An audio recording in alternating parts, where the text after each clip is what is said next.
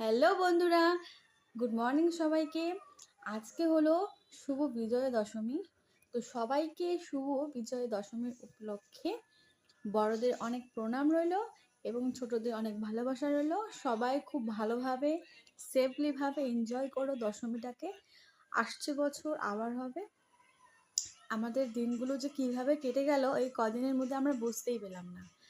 যাই হোক, মনে তো একটু হলেও কষ্ট যে আবার মা চলে যাচ্ছে, আবার বছর পরে আবার চলে আসবে। তো মনে কষ্ট রেখেও আমাদের আজকে বিজয়া দশমী উপলক্ষে সবাই মিলে খুব সুন্দর করে পরিবারের সাথে ভালোভাবে সময় কাটাও।